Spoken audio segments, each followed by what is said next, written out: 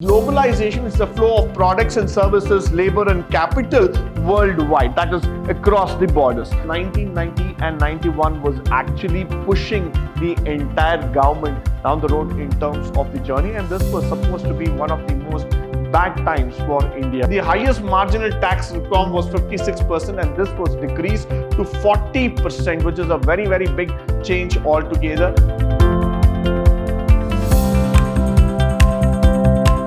Good morning and welcome to the first session in Chapter 2, Unit 3, first semester B.Ca, Pre-Reforms of Indian Economy, where we are going to speak about the post-1991 strategies. Now, this is an era of the economic reform, of the cycle that we all expected, that we all wanted in India. This is the economic reform of the 1991, and we say this year as the opening era of India's economic cycle, India's economic journey into progress and growth. Now, to the rest of the world, we had the intention of increasing India's presence in every sector possible.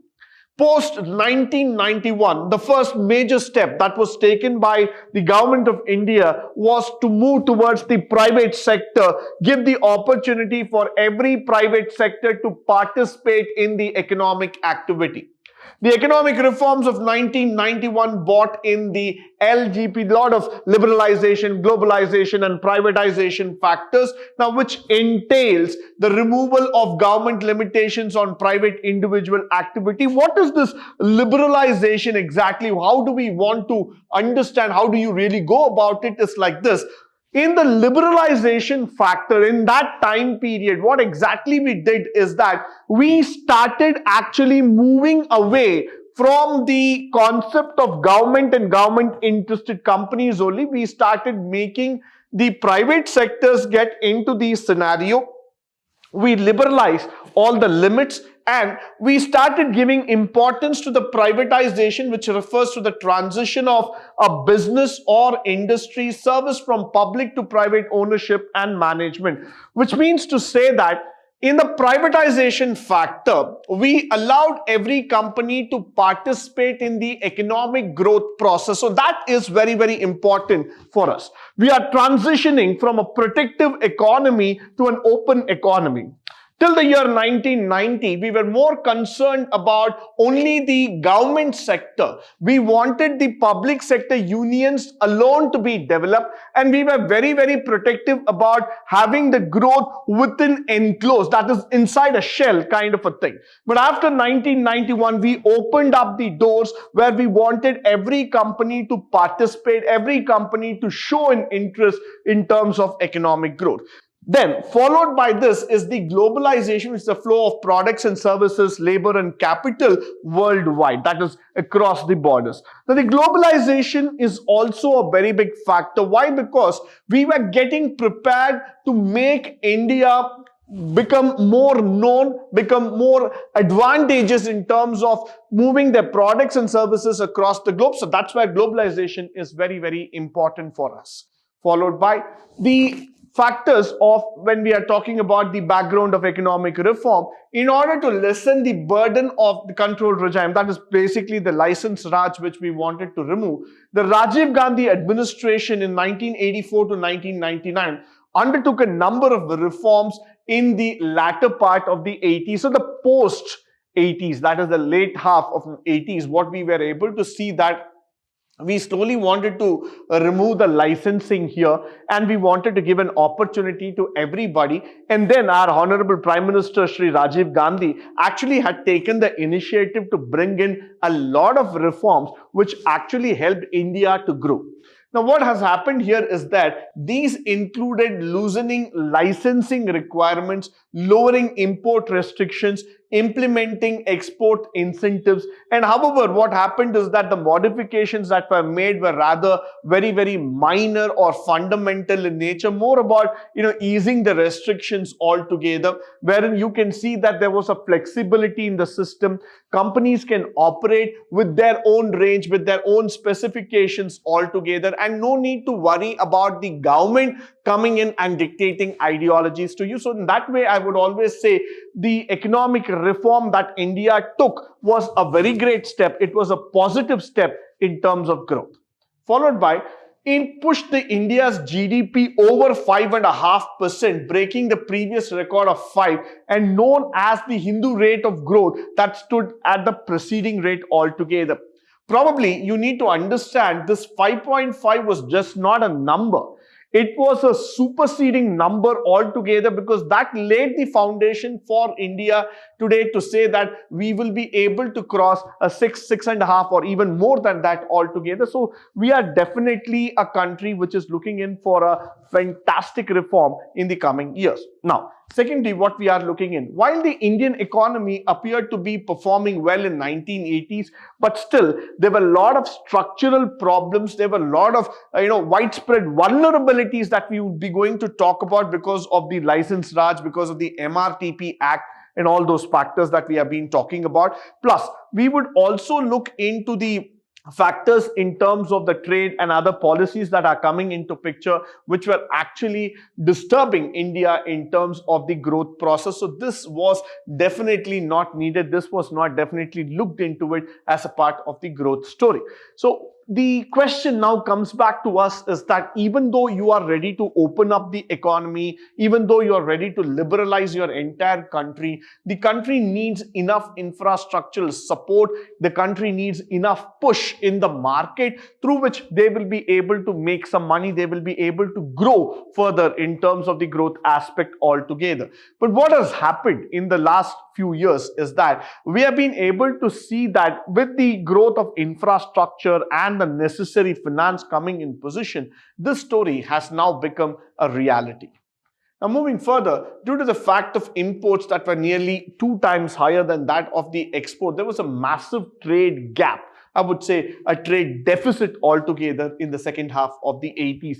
Because in the 80s and the late 80s, we were more of an importer rather than an exporter.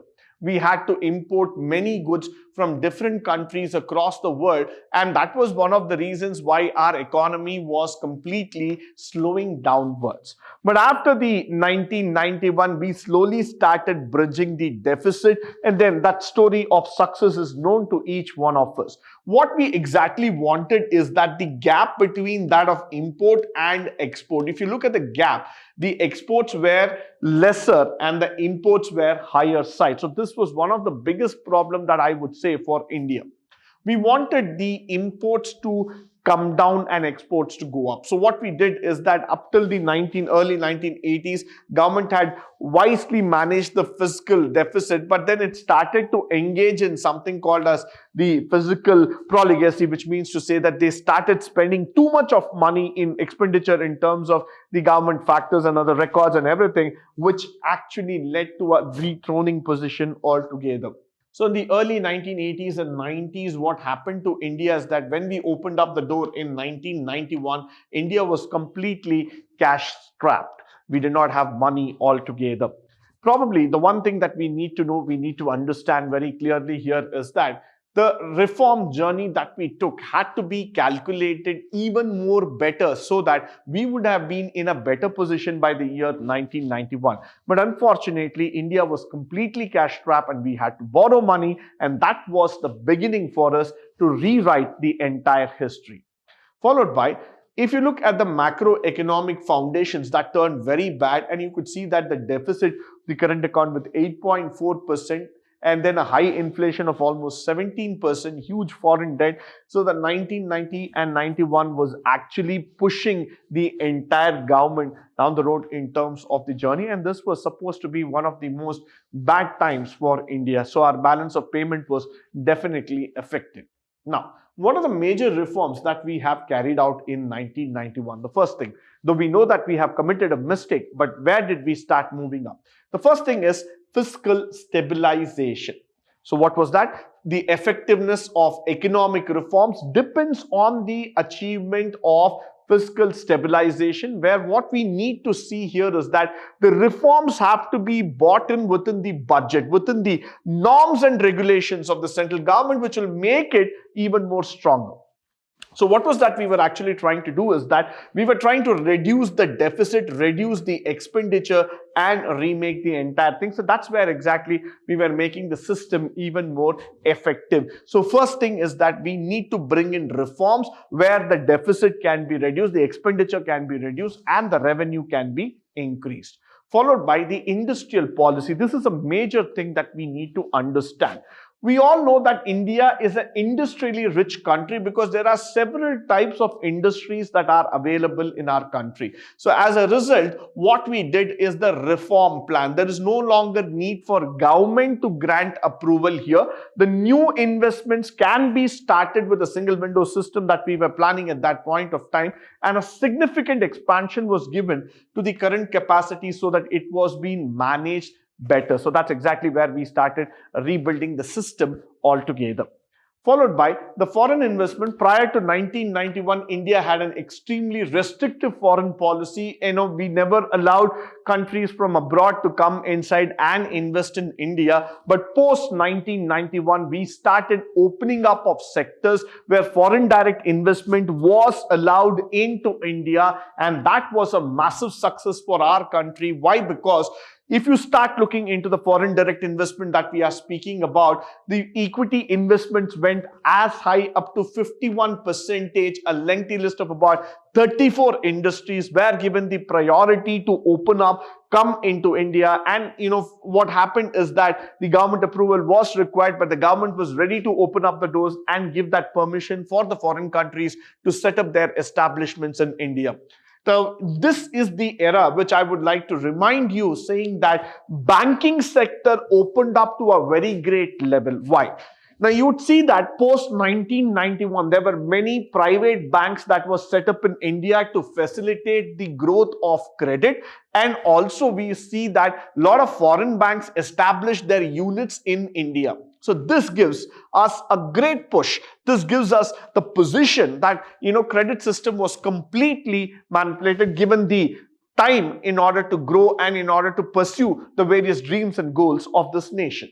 Followed by the trade policy and the exchange rate system. Now, this was also very much needed for us. Why? Because during the exceptions, all raw materials, other production inputs and capital products can now be imported without restriction. So we are reducing the restriction. We are making it very, very clear that yes, this is going to be a great time for us, where we are not going to put in any more barricades. We are not going to put in any kind of factors, and we will see that we can make the restriction, we can make the imports come in factor at a greater flow altogether. Prior to 1991, RBI predetermined the entire official exchange rate in which the Indian rupee was converted in form of foreign currency. The value of rupee dropped to nearly 24% in July 1991.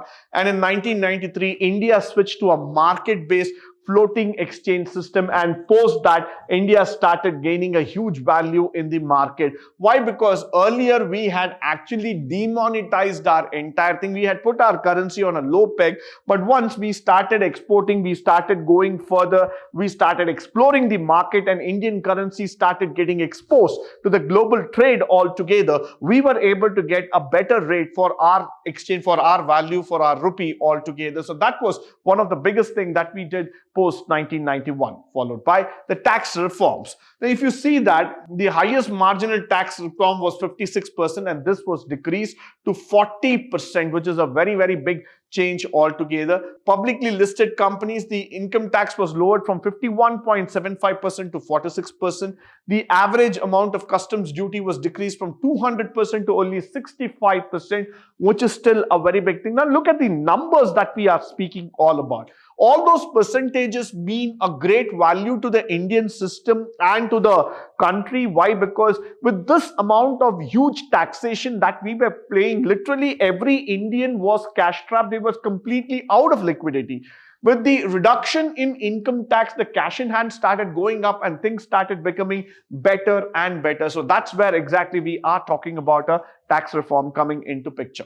Followed by the public sector reforms, which is a very, very important thing. Government started a restricted process of disinvesting its ownership and equity in public sector, instead of going through a full privatization, keeping 51% of the equity, managing the entire growth process altogether, and that was made possible altogether. So what we started doing is that we started getting into public sector reforms, where we started disinvesting those companies which were actually not making any great profits, and we wanted this profits to come out in terms of the factors by giving it to the private organizations altogether. So we started building in a restrictive trade policy altogether, where we removed all this non-performing public sectors and gave way to privatization and equity growth altogether. Followed by the financial sector reforms. As I told you, the new private banks started coming into the sector, which gave a massive push to the entire economy, and that has made it. Now, in order to start overseeing the major players come back in terms of capital market and regulate the stock exchanges altogether, an independent statutory entity called as SEBI was created. SEBI was created in the year 1988. SEBI now stands for Securities Exchange Board of India, which controls the stock market in India as well as the other trade and derivatives market. Now, this is an independent regulator. It's a watchdog which takes care of all these kind of performs on the stock market. And what happens is that this starts regulating the entire market in terms of growth and performance altogether. Followed by the financial sector reforms, what we are talking about is that the capital market was made available for the portfolio investment, and the Indian businesses were permitted to access global capital markets by issuing shares overseas through the global depository receipts function altogether. So that was a fantastic move, which I would like to say when it comes to this business altogether. Why? Because we were able to see that the growth was completely fantastic, and we were able to see that the financial sector reform started moving up in a great way altogether. Followed by the impact of economic reforms of the 1991 on various economic parameters. That is, in 2.5 years, the inflation dropped from a peak of 17% August 1991 to 8.5. That is, we literally reduced it by 50%. Now, that's a very big success for India. Why? Because we were able to tame the inflation and bring it back into action altogether. The forex reserves also increased from 1.2 billion to $15 billion, a 15 times jump altogether in terms of success, in terms of growth rate in 1994. Just imagine, in 3 years, we broke the record and we were able to come here. Today, we are standing at a huge growth of $572 billion. Just look at it, 572 times we have moved further. And that's exactly what India's growth rate is there today. Probably if you have been going through the news, you would have also been able to see that India is today among the bright spots of the world economy. Why? Because India, China and US put together will contribute in future 50% of the world's GDP. Now that's a very, very positive news for India, because the growth is happening in a very big way. Now, the India's foreign trade policy, the GDP growth rate increased from 1.1% in 1991-92 to 4%. The fiscal deficit decreased from 8.4% in 1990-91 to 5.7%. Between these 2 years, the exports nearly started doubling altogether. So this is going to be something even more fantastic when we are going to talk about the growth rate altogether. Followed by the poverty reduction for a long term. Why? Because the growth contributes to the reduction of poverty in 2 ways. First, it's actually percolations in terms of the impact by enabling the government to raise more funds, support the sector altogether. So in order to significantly, it reduces the poverty. 2 strategies are removed. The first thing is that allowing rapid economic growth, which is very, very important. Concentrating on specialized programs to assist privileged, needy persons. So it is very, very important here. Why are we talking about this? Is that at times when we look into India, people still think that our nation is a poor nation. Let me just rewrite that. Let me just redefine it. We have now overcome poverty to such an extent that India is one among the richest and the most developed nations in the world. So government has taken more than necessary steps in order to reduce the poverty, reduce the inequality. Of course, the gaps still remember there in certain sectors, but we have gone miles ahead in terms of developing this entire strategy.